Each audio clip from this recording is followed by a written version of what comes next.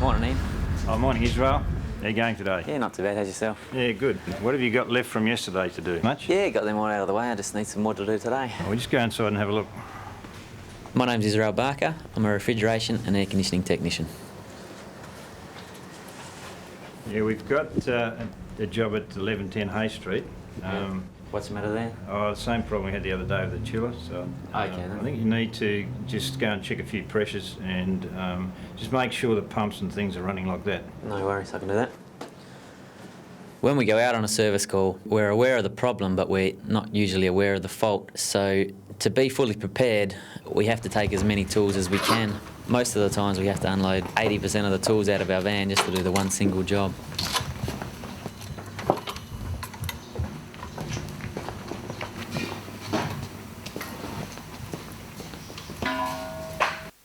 The refrigeration air conditioning trade, it's more like 6 trades in one, where you really have to be a plumber, electrical minded, sheet metal minded. You have to know about the building skills, roof tiling, and refrigeration and air conditioning skills on top. Doing refrigeration and air conditioning, there seems to be a myth that it's all about fixing domestic refrigerators. Couldn't be further from the truth.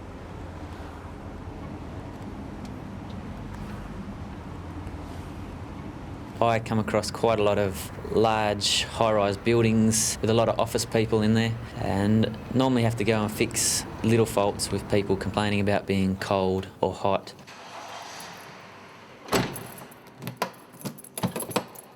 Our first thing to do is go and talk to the owner, the manager, the person in charge of the building to find out what the fault is, to get to the bottom, the nitty-gritty, so we can sort our job out quicker and faster. How you doing, Liam?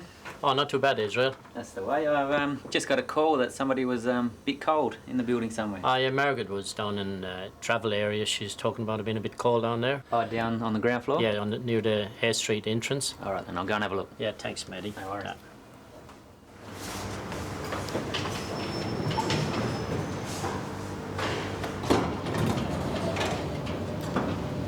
Our next approach is rather systematic. We go and find out whether A, the system is actually working. If it is working, then we can advance to the next step and find out what is causing the fault and what is stopping the system from cooling or heating. There can be 1 to 1,000 problems wrong with an air conditioner system, and we systematically have to go through and eliminate each one until we eventually find the cause. It can be a broken wire in a high-rise building, and we have to find it somewhere from the first floor to the 9th floor.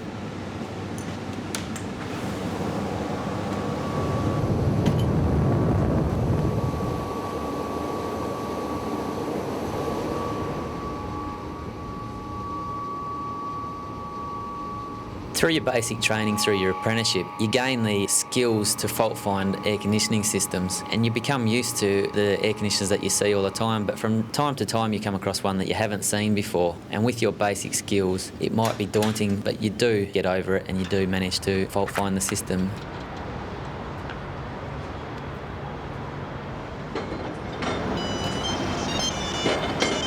Ian, g'day. Yeah, just finishing up here. They need me to look at their fridge. Rightio. I'll finish up and I'll head out there now. The job is quite demanding and challenging. Where it can get stressful is where a job can take a little bit longer than usual, and your boss is already on the phone giving you your next 2 or 3 jobs on a 40-degree day, and you're left pulling your hair out trying to fix the job you're on as quick as you can. I found that this compressor has been slightly short on gas. My first step is to search for that gas leak. The best way I've found to find leaks is by using soapy detergent, putting it over any possible cause of a leak, and a bubble will protrude. You know you found the leak. In this case, I found that the bolt was slightly loose, so all I had to do was tighten the bolt and the seal was good again. I retested it, I was happy with it, and then I could walk away. Being able to fix that piece of equipment is quite satisfying. On top of that, when you do leave the building, if it is in a high-rise, you know you've gone away making maybe 100 people's life a bit more comfortable. The dangers of the trade are quite real, and they're there every day, whether it be you're working on top of a ladder with machinery, on top of a high-rise building, or with quite high voltages with the electricity. It is advisable to use safety equipment, whether it be goggles, gloves, earmuffs. You may think you look a bit funny, a bit out of place, but it is all worthwhile.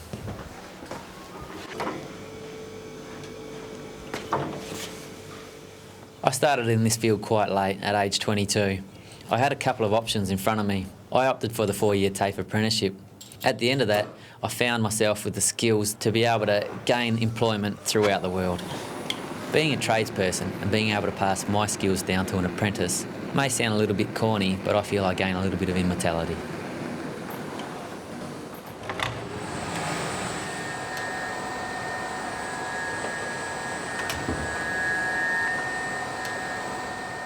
Since completing my apprenticeship, I've recently found that my skills are in quite high demand around the entire world, which suits me quite well because I'm looking to travel, take a working holiday, and when I come back, hopefully eventually start my own company.